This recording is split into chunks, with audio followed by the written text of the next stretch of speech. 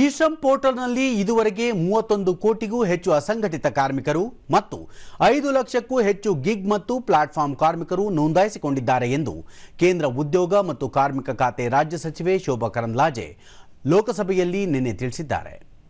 ಈ ಕುರಿತು ಲಿಖಿತ ಉತ್ತರ ನೀಡಿರುವ ಅವರು, ಅಸಂಘಟಿತ ಗಿಗ್ ಮತ್ತು ಪ್ಲಾಟ್ಫಾರ್ಮ್ ಕಾರ್ಮಿಕರಿಗೆ ಸಾರ್ವತ್ರಿಕ ಖಾತೆ ಸಂಖ್ಯೆಯನ್ನು ಒದಗಿಸುವ ಮೂಲಕ ನೋಂದಾಯಿಸಲು ಇ-ಶ್ರಮ್ ಪೋರ್ಟಲ್ನನ್ನು 2021ರಲ್ಲಿ ಪ್ರಾರಂಭಿಸಲಾಯಿತು.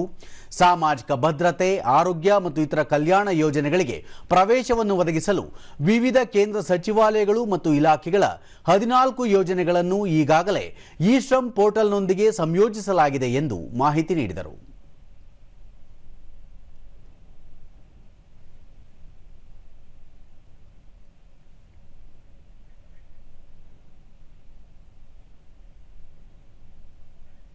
ಬುಡಕಟ್ಟು ಹೋಮ್ ಸ್ಟೇಗಳು ಮತ್ತು ಗ್ರಾಮ ಸಮುದಾಯದ ಅಗತ್ಯಗಳ ಅಭಿವೃದ್ಧಿ ಮತ್ತು ನವೀಕರಣಕ್ಕಾಗಿ ಹಣಕಾಸು ಬೆಂಬಲವನ್ನು ಒದಗಿಸಲು ಪ್ರಧಾನಮಂತ್ರಿ ಧರ್ತಿ ಆಬಾ ಜನಜಾತಿಯ ಗ್ರಾಮ ಉತ್ಕರ್ಷ ಅಭಿಯಾನದಡಿ 17 ಕೋಟಿ ರೂಪಾಯಿಗಳಿಗೂ ಹೆಚ್ಚು ಅನುಮೋದನೆ ನೀಡಲಾಗಿದೆ ಎಂದು ಕೇಂದ್ರ ಪ್ರವಾಸೋದ್ಯಮ ಮತ್ತು ಸಂಸ್ಕೃತಿ ಸಚಿವ ಗಜೇಂದ್ರ ಸಿಂಗ್ ಶೇಖಾವತ್ ಲೋಕಸಭೆಯಲ್ಲಿ ತಿಳಿಸಿದ್ದಾರೆ.